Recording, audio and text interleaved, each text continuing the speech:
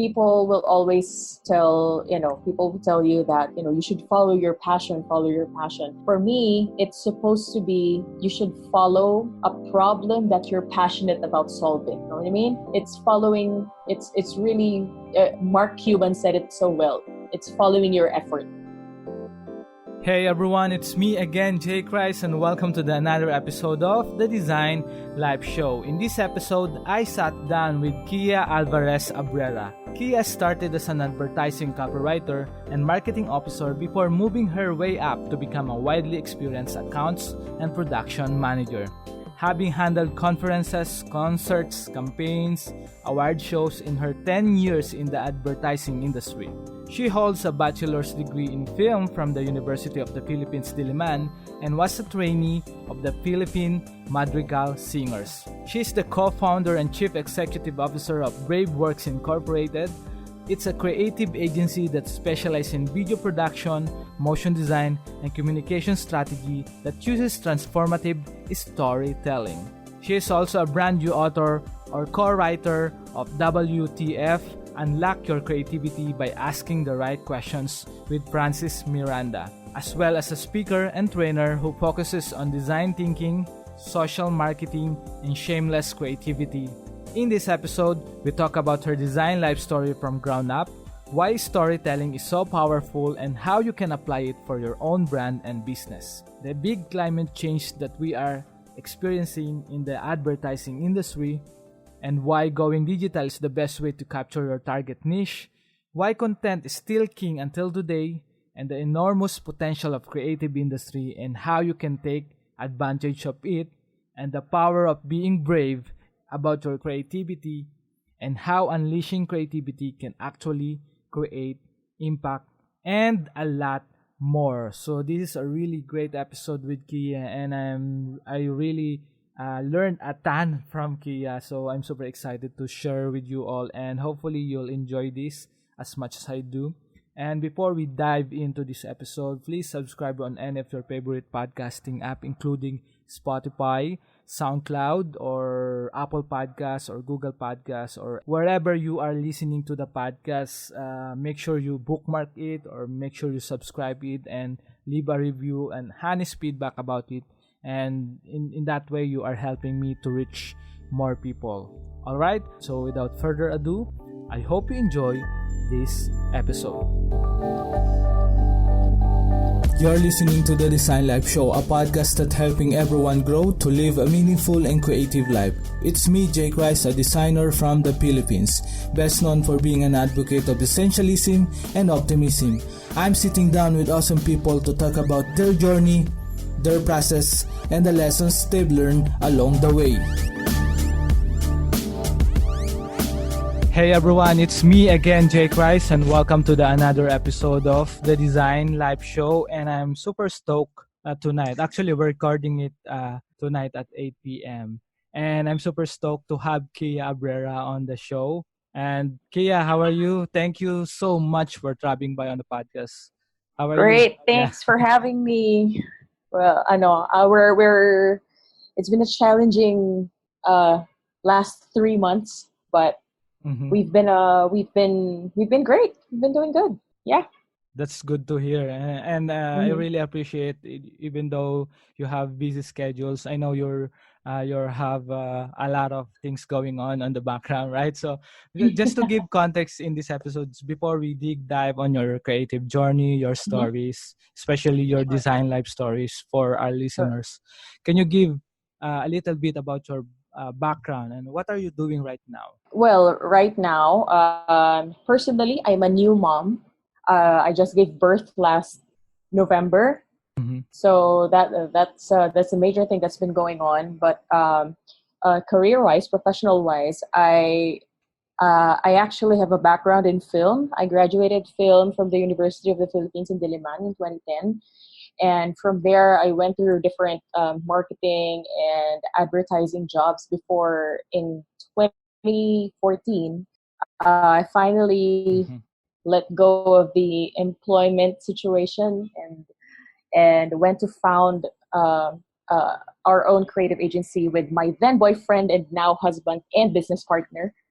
meld. Mm-hmm. So that's what's been going on. Uh, the business that we have, we've had it for about 5 years. We're actually celebrating our 5th year anniversary now, and we have just transitioned from being a studio, a partnership studio, to a corporation. So now we're Wow. trying Mm-hmm. to get our traction not just here in the Philippines, but we've had affiliates and partnerships in Japan and in the US. So that's a those are big milestones for us. So it's been challenging, but yeah, that's basically my background. Yep. Wow, wow, that's really cool. And congrats, by the way, Thank you so for much. the new baby, right?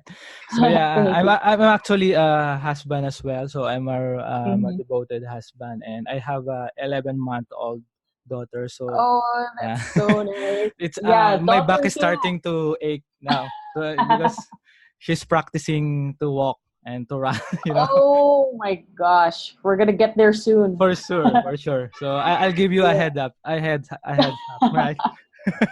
So yeah. Yeah, yeah. So yeah, Kia, with all of this going on right now, Mhm, what's the, what's the before you achieve, this status to have your own business, to have your mhm. own creative or advertising studio? What are the things that you are doing before, as a kid growing up as a Filipina, Oh, growing up in a developing country like Philippines. Can oh. you give us a little bit your story about that? Well, my childhood was pretty great. Uh-huh.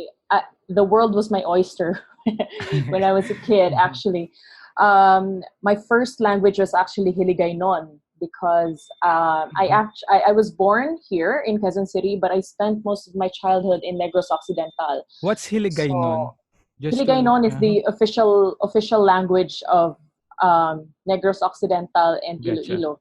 Mm-hmm. So that was my first language. Okay. So it was Hiligaynon and English before I started to speak in Tagalog.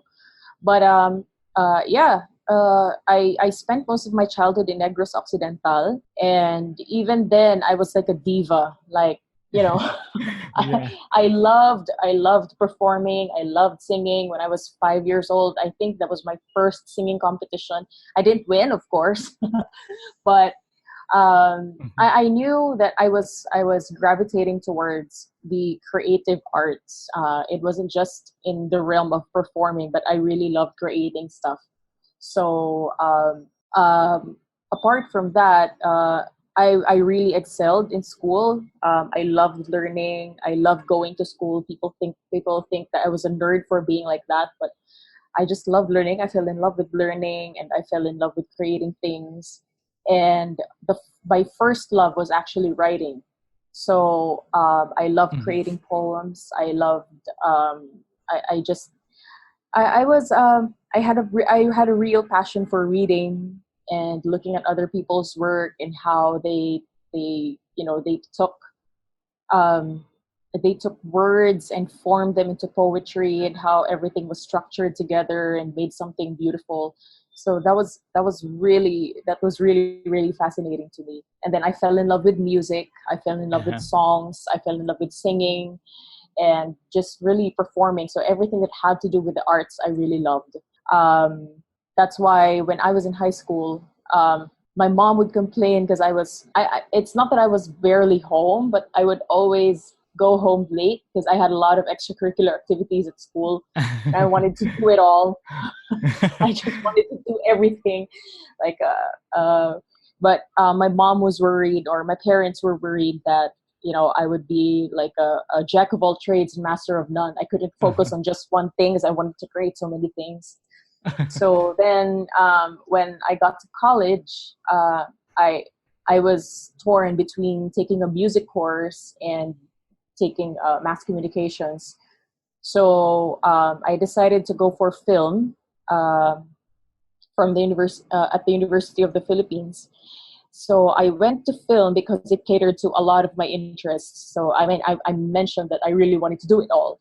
Gotcha. So Uh-huh. I went into film because it catered to music, catered to script writing. It catered to just the visuals and performing and everything. So it really touched on all of my passions for creating. So I learned a lot.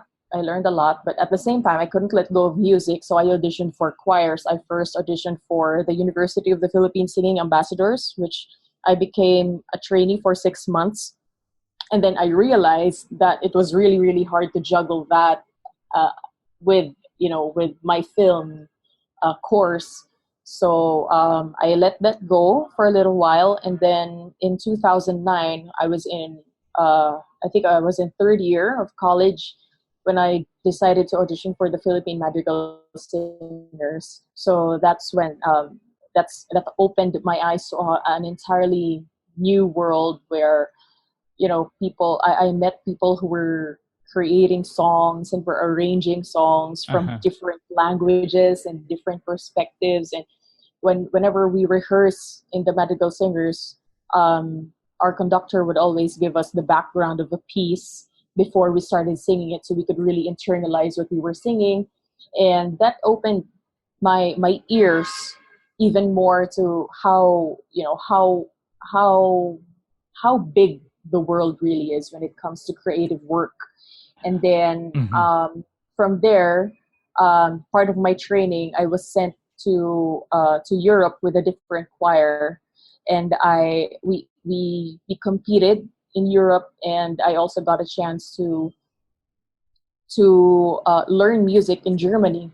So I was with different choirs from all over the world, and that's where I got exposed to different cultures, and really it was a big milestone in my creative journey. How people were affected and how people were impacted by creative works. It's not just music, but 100%. in Mm-hmm. terms of art, in terms of art, in terms of even advertising and movies and film and books and literature, and literally everything that you could create, it could impact lives in such a big way. And that opened my eyes. And then from there, I went from being a marketing officer to being in advertising, which was my dream job. I wanted to be a copywriter for advertising, and I got that.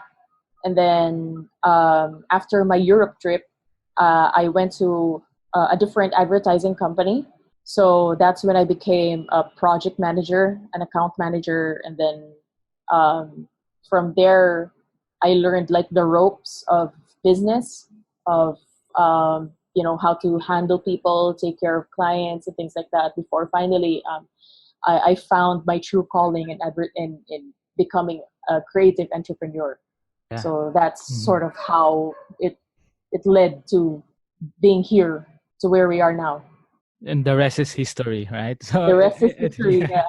And I see that the background from film to copywriting is Mhm. does this correlate on storytelling as well? Because you've mentioned offline that you're really passionate about creativity and storytelling. Can you share a little insights about that? Yes. How this correlates, this journey you've been through, for anyone who are listening? Well, for anyone who's listening, Uh-huh. I believe in the power of storytelling, right? Gotcha. So when I was a copywriter for advertising, um, it's always about when we write for a certain campaign, for a certain brand, it's not just Mm-hmm. about creating something catchy or creating something that's going to that you feel is going to attract the attention of people, right? Or when you're creating something witty or something like that. Mm-hmm. But for me, in copywriting, it's always about telling the story or a piece of a story of a brand, or that's why in a brand they call it the brand story, Yeah. because I believe that people always gravitate towards the simple, the concise, the creative. For me, Sometimes the the obvious, simple, right? yeah, exactly. So when you tell a story, instead of telling them, hey, buy this, Mm-hmm. why do I buy that? Right? It's not just because this certain thing is going to make my life easier, but it's because I resonate with the story of this thing. It's something like what Simon Sinek was always saying to people about starting with why.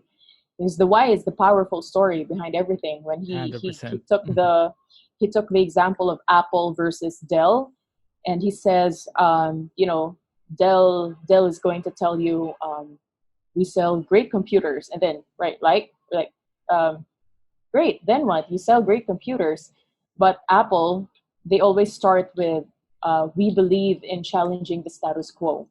So this is our story. This is what we believe in.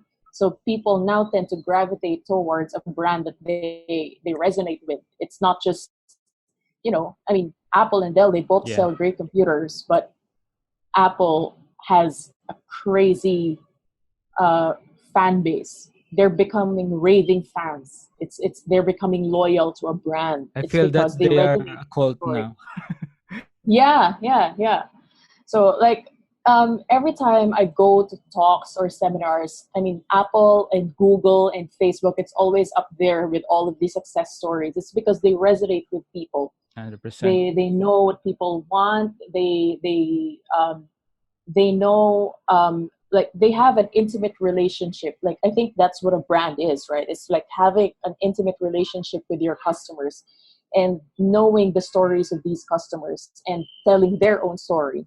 So it somehow relates. So when we do copywriting, and when we do films, when we do videos, it always has to circle back to how it resonates with the target audience. So for me, that's advertising. I remember I was watching this film with Will Smith. It's called A Collateral Beauty. And Mhm. he said, he was in the movie, he's an advertising executive. And he said that, when we're in advertising, this is not in verbatim, but he said, in the advertising industry, our job is to shine a light to these products and services and tell people how this is going to affect their lives and how this is going to change their lives. So for me, that's a story. That's every single thing has a story. 100%, So yeah. yeah, It all yeah, started with why, right? So, and yes, I exactly. yeah, I really feel that advertising is really an untouchable industry Yeah, because yeah, of how creativity is, how you can create, massive impact to anyone who might be, relate to your story or product yeah. you are selling. Yes, exactly. Yeah. That's Kia, exactly right. yeah. With all this, with all these things that you've mentioned, what do you think about the advertising status right now? Has it changed or not? Do you have any insights about that? Well, the biggest insight that I could give about the advertising industry now is that everybody's going digital. Gotcha. Mm-hmm. So, it's not just about the platforms, the digital platforms, but it's also about, you know, people want things fast. They want things simple. They want Uh-huh. transactions easy. They want everything, at the tip of their fingers. So I think that's creating like a big climate change, so to speak, in the advertising industry. So there's a lot of buzz, there's a lot of noise. So when you're doing advertising these days, you really, really have to do something that stands out. Mm-hmm. So, for me, the climate in advertising, before it's a huge thing when you have something out of home, when you're looking at billboards and things like that. Now you can do a lot of things in digital. You can 100%. do a lot with Mm-hmm. social media. You can do a lot with there's a lot of free advertising in social media. But the challenge also with social media is that there's also a lot of other noises in social media. So now people, there's like the 7-second rule in video. So when you're creating a video, you have to capture the audience in 7 seconds. Gotcha. When you're creating Yeah. when you're creating a website, you have to capture your viewer, your user in 3 seconds. So now, the faster you can capture them, the better. In videos, when people are advertising in YouTube, you have your message should be loud and clear in the first 5 seconds, otherwise people will skip. So it's about creating. I mean, right now it's content. Content is Yes. king. Yep. These days. So that's advertising for you nowadays. It's not just, and I think it's also worth mentioning that now advertising has become more consumer based or target audience based rather than company based. So the messaging has transformed from becoming hey, we're a great company, buy this product, to hey, that you need this, and we can provide this for you. So now it's become customer centric.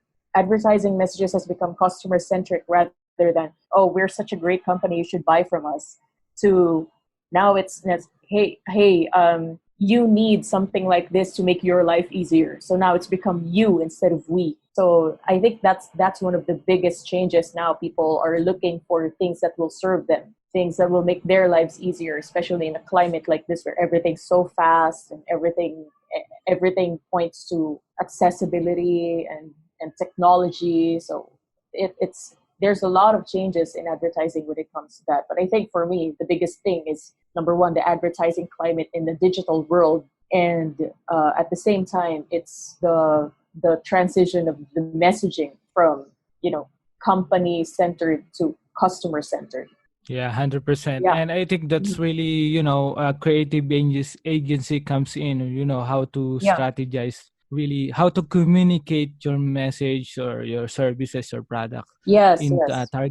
targeted niche, right? So Yeah. I'm a designer. I'm a practitioner of Mm-hmm. user experience as well. Right. So yeah, all of things that you mentioned is really correlates with how to design a website, how to design a user experience, and it really matters when you try to tell a story than to just to put a button that buy now, right? Yeah. So Yeah. something Yeah. like that. And I think a lot of people Exactly. don't realize that, especially here in the Philippines, right? So we I think 5 years other countries are ahead of us. So Mm-hmm. Yeah. all of the things that you have mentioned is really really powerful, especially if you want to really leverage the power of storytelling and creativity, right? Yes, yes, exactly, exactly.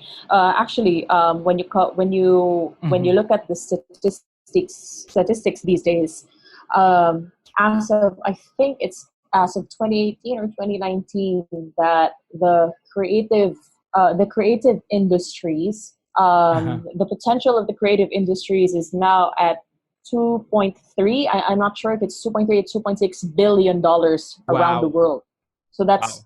that's already trillions Mm-hmm. here in the Philippines. And the potential that we're tapping as Filipinos is only a small percentage of that. I think we're at 600 something billion pesos only. So the potential that we have in the world market is about $2.3 billion. So I mean, people, I have been one of these people who have been discouraged to go to a creative path because, the Uh-huh. practicality Yeah. issues and things like, The culture.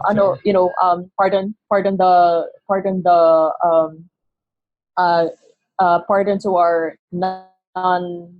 to our English speakers, Yeah. but people who always say that walang pera sa art, or there's no money in Yes. art, or Uh-huh. there's no money in the creative path, or I mean, I Mm-hmm. remember I was told by two of my relatives when they knew that I was in film. They told me that, oh, is there money there? I think it's not too late for you to switch to nursing. I'm like, what am I gonna do with nursing? What am I gonna do with nursing? I'm scared of blood. You know what I'm saying? So, but now in 2020, we called it the fourth industrial revolution. Yeah. Mm-hmm. That we're in this space now where it's a perfect time to get into a creative career. because it's the number one soft skill now in 2020. It's the number one soft skill, and a lot of people need creativity. A lot of people are, a lot of companies are switching from BPO, business process 100%. outsourcing, to CPO, to creative process outsourcing. And a lot of countries are already riding on that wagon, and we're getting left behind. Yes. So And I think there's a lot it's of white a huge space thing. to fill in, right? So and Exactly. so Kia, what they and should do and for those who are aspiring creatives, especially Filipinos who there's an imprint or there's a notion on all of us that you need to get a high paying job, to get a high a higher education. What's your biggest advice for them? Well, I always believe in the power of being brave about your creativity. Mm-hmm. So, there's no path that's easy, especially, if you want to make a lot of money, if that's the only goal that you have, right? But I think Simon Sinek also says this is, making money is not a goal. It's a result, but Yep. it's not a goal. It's not, Mm-hmm. if that's your only goal, that's a very sad life. Yeah, 100%. But yeah, but Always for mention, me, sorry to interrupt you. I always also mention about Simon Sinek. I think mhm. he also mentioned that money is not the driver. It should be, the fuel to start the Yeah, engine, right? So yeah, whatever yeah. it is you are doing, so make sure that beyond money that you are doing, so to make an impact, right? Yes. It's an end result. People will gravitate towards you. Money is Mm-hmm. going to be, it's a result. It's gonna 100%. come. It's gonna come. It's gonna come. And there are lots of ways to earn money, right? There are a lot of people who Yep. just for practicality purposes, they don't pursue a creative career right away. Yep. uh, they they don't pursue a creative career right away just because they think there's a practicality reason to it. But I would say to those people who, for example, we have the issue of, there are some parents. I'm very fortunate to have very, very supportive parents, but there are parents who always push the practicality issue of, hey, take nursing, go abroad. You know what I mean? But Uh-huh.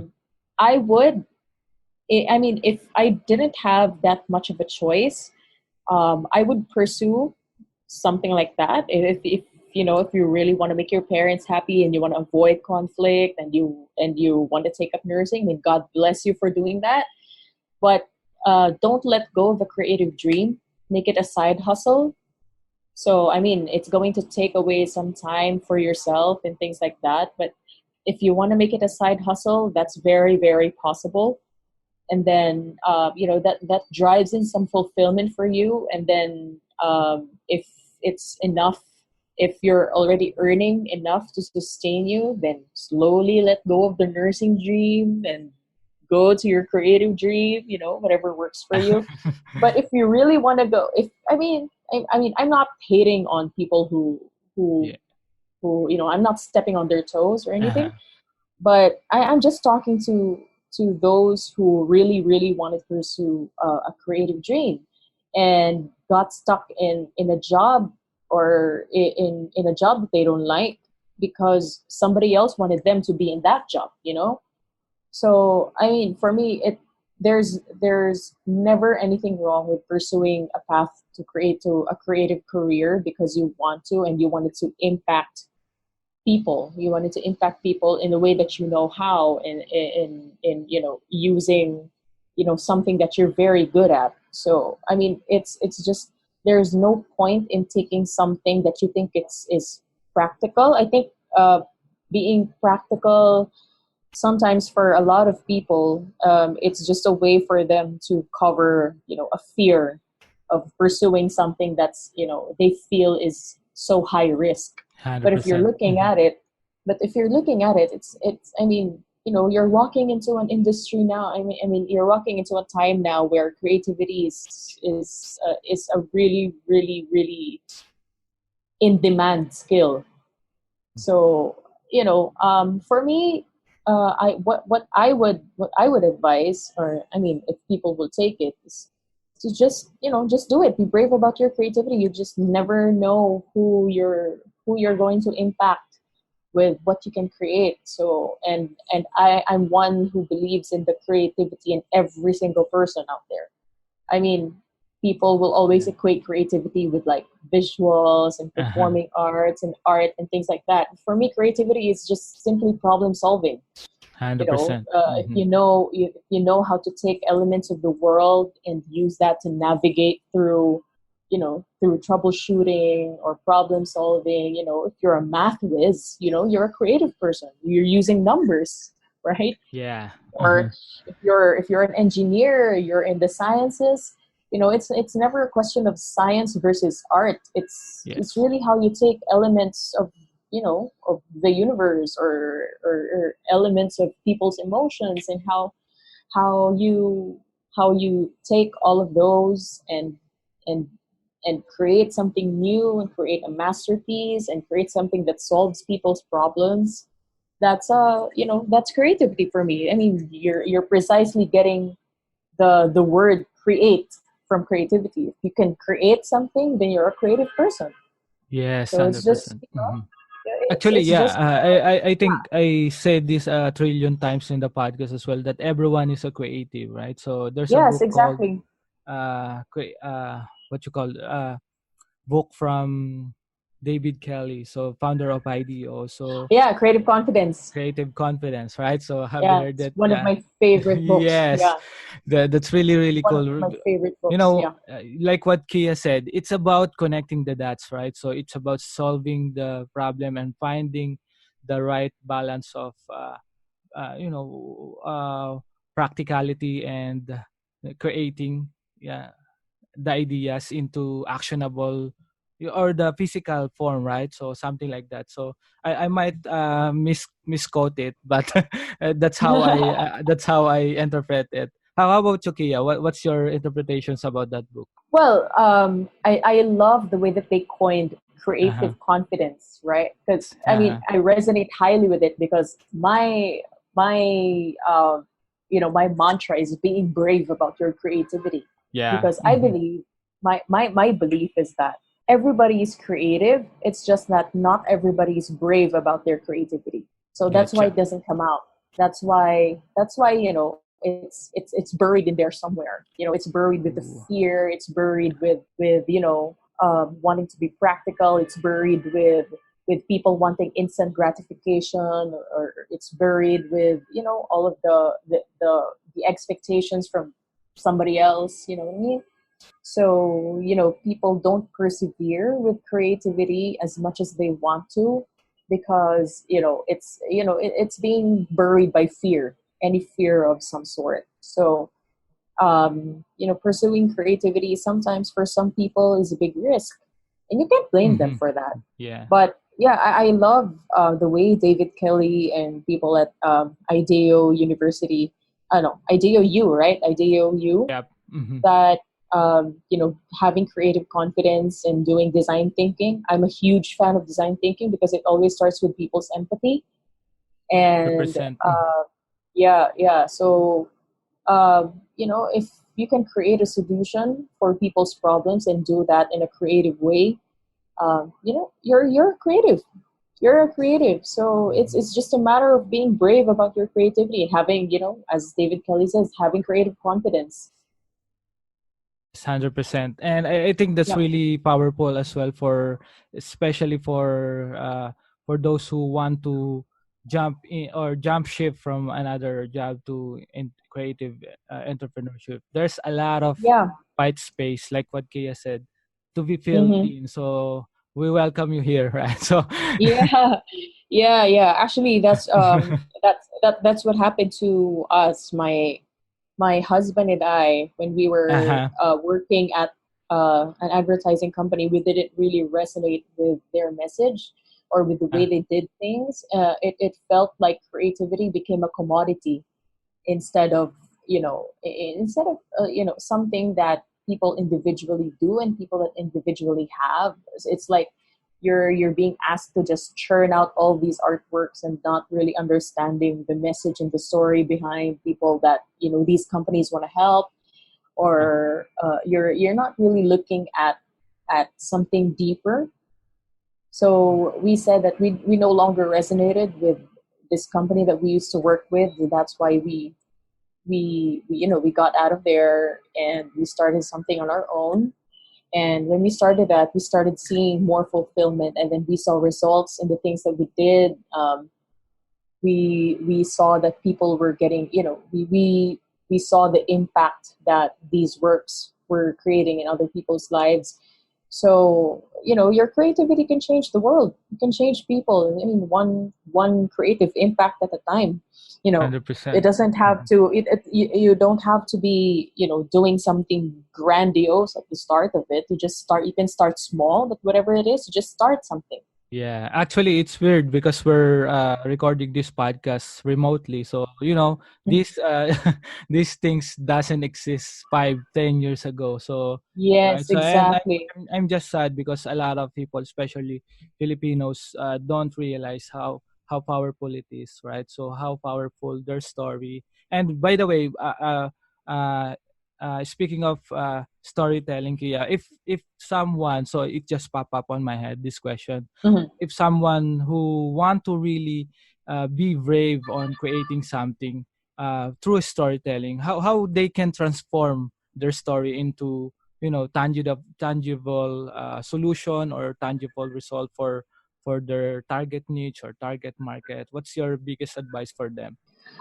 Well, my biggest Uh-huh. advice, if you're going to jump from being an employee to being an entrepreneur, Uh-huh. don't go into entrepreneurship because you don't want to be an employee anymore.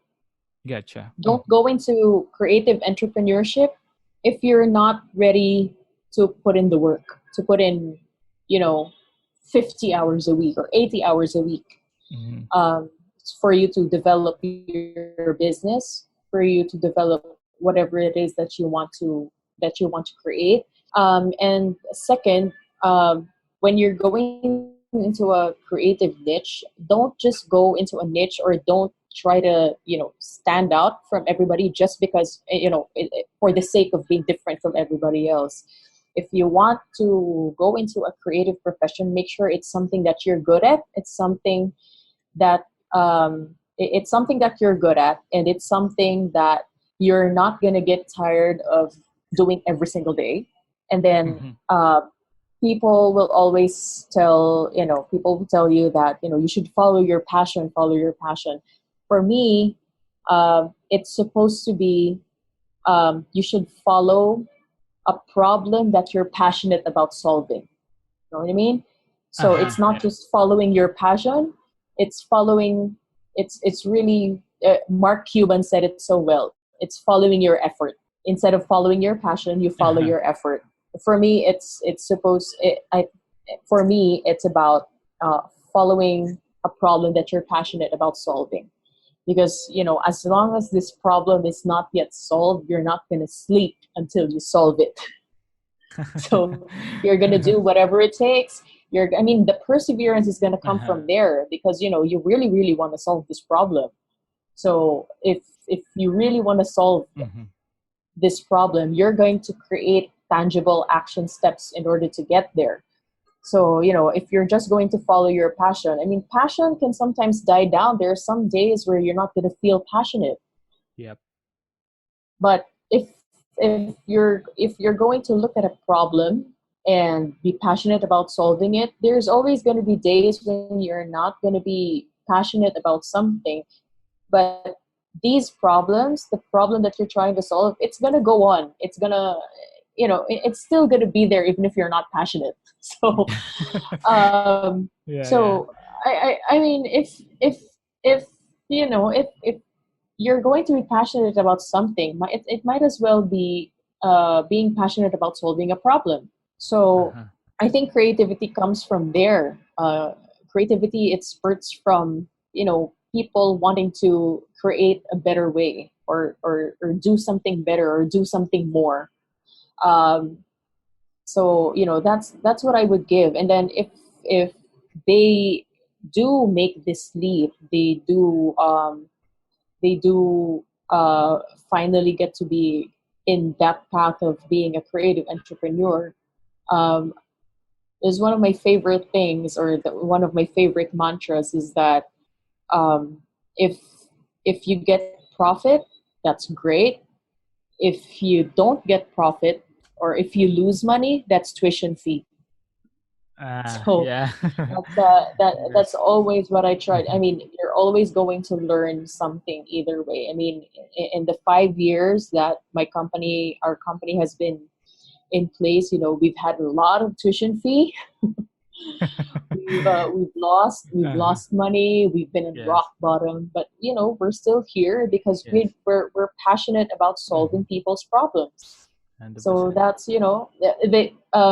a lot of people always tell us, my husband and I, why is it that you guys don't apply for something abroad? I mean, the Philippines has a lot of problems. And then we would just shake our head and we would be like, we're in the business of solving problems, Yeah. so we're gonna make money out of problems. So the Philippines has a lot of problems, therefore the Philippines has a lot of money.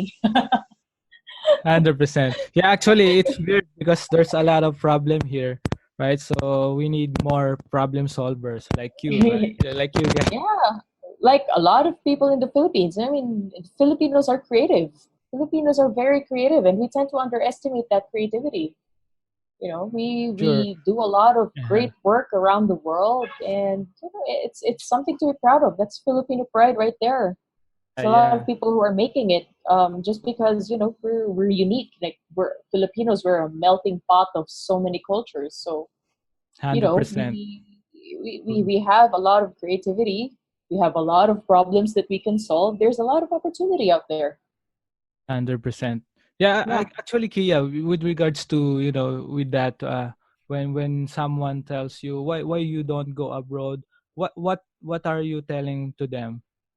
How do you describe what you are doing, right? So in the simplest matter, I think a lot of creatives, especially seasoned creative professional, are finding hard how to explain what are they doing, how to what the job Yeah. they are doing for others, or what the problem they are solving, especially for their Filipino parents. How do you how do you manage those things? Have you encountered that?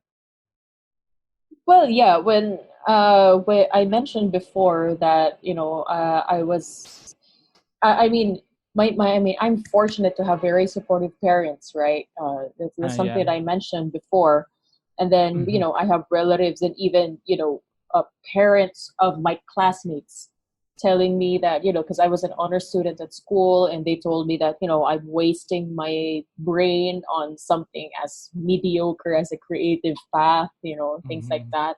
So people, I mean, there's still that notion that creativity is, or a creative path, or the path of the arts, or in things like that, it's just not practical, and you're not going to make a lot of money and things like that.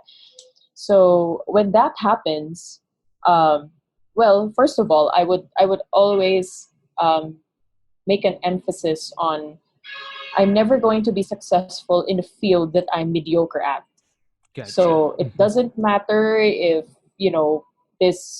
this course or this career is popular nowadays. If I'm not good at that, if that's something that, number one, um, I'm just not passionate about solving. I mean, there are other people who are really, really into medicine, and are really, really into, solving problems through medicine, or solving problems through science. I mean, that's just not my path.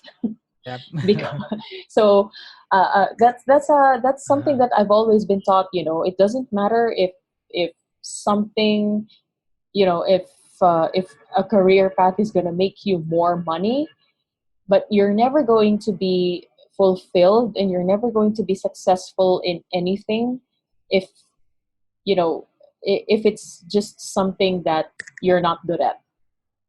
Gotcha. So I Mm-hmm. mean, you can learn things up to a point. You can learn things, but at the end of the day, it's not something that you're going to be truly successful at, just because you're just going to do things for the sake of doing them, instead of really doing things because it gives you fulfillment, and it fulfills, again, you're going back to you're solving a problem genuinely for other people.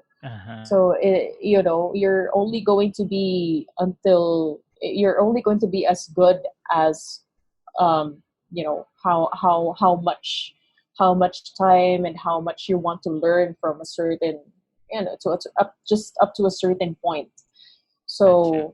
but if it's not something that, I mean, for example, in my case, people always tell me that, you're wasting your brain in the field of mass communication and things like that. Why don't you just go to nursing or be a doctor or be a lawyer? At some point, Mm-hmm. someone told me. And then I said that I'm just not good at those things.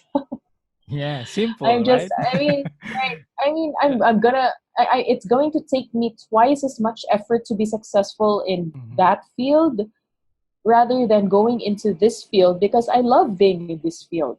This is Yeah. something that I love to do. This is Mhm.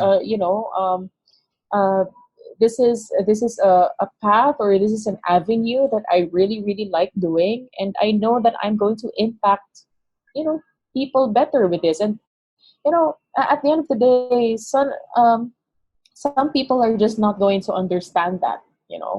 So I Mhm. mean, it's hard for people to push on with that kind of discouragement, but just do it. Just keep at it, because at the end of the day, when you're gonna help people, you're gonna help people. you know so 100%. that's the way I look at it. So if you want to pursue something because you believe that you can create impact in that way, go for it. Yes. And I really Yep. feel that aura from you, and I really, that really resonates with me. Your optimism and Yeah. positive energy with regards to this podcast interview. Hmm. I think you're really doing a great job to pursue what you really love doing, and the fire from your heart. It's really comes out when you tell story or tell advices here in interview, and I think you're Hmm. doing a good job with that, Kia. So kudos Oh, to you. thank you. Oh, thank you. I Yeah, appreciate that very yeah, much. yeah.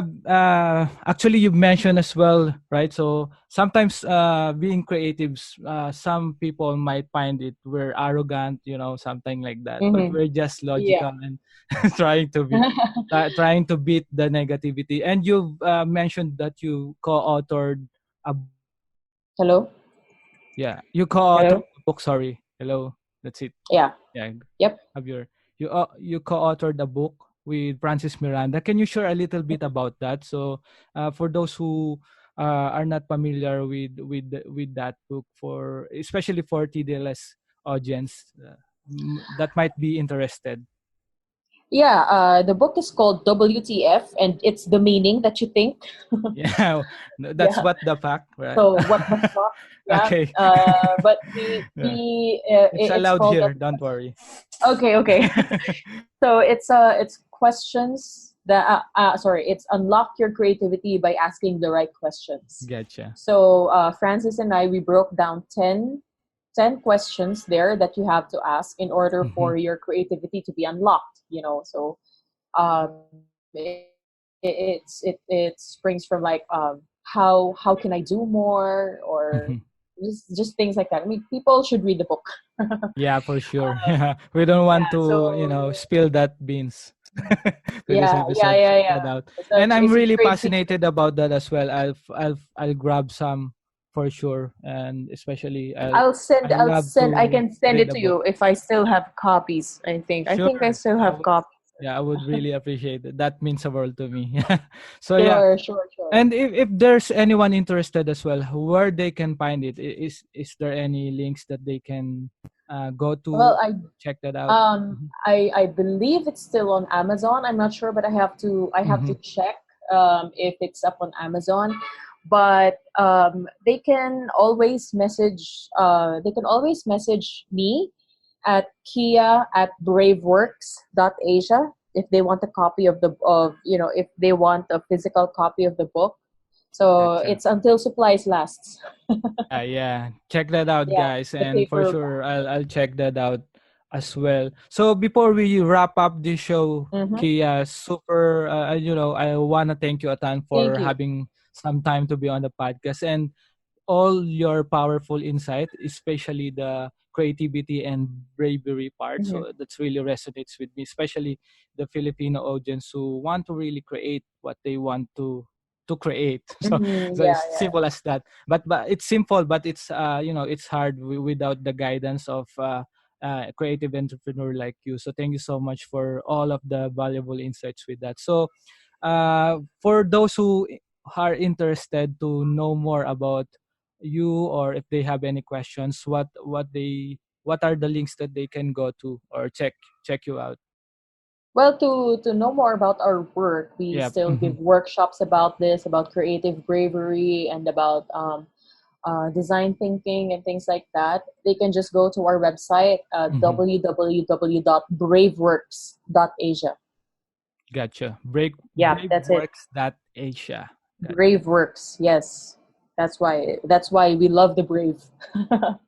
Braveworks.asia. So Yes. that's it, guys. For Yes. those who are listening, uh, if you can scroll down, if you're listening to Apple Podcasts, it's actually available on Spotify as well, SoundCloud, and Google Podcasts, or any of your favorite podcasting platform. Just scroll down and you can see all the links that we've mentioned here in this episode with Kia. And if you Fantastic. love, yeah, and if you love to check all the episodes as well, just go to the designlifeshow.com. That's the designlifeshow.com. You can find all the great people that I've talked to, including this podcast session with Kia. So, by the way, again, Kia, thank you so much for Thank you having, so yeah, much.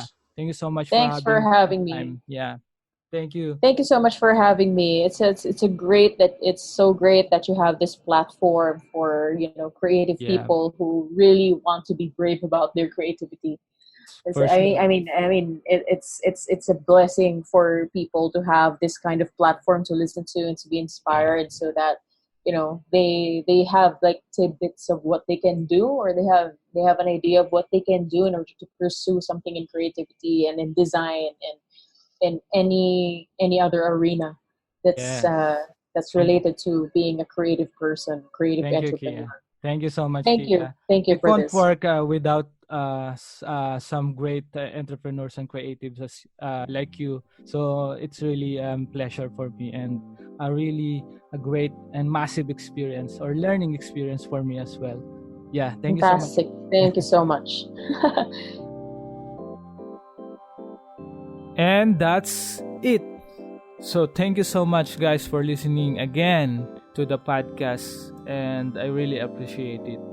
For those people who are asking me on how to support the podcast, you can leave a review on Apple Podcasts. So in that way, you can help me to reach more people and make the podcast more discoverable within the ecosystem.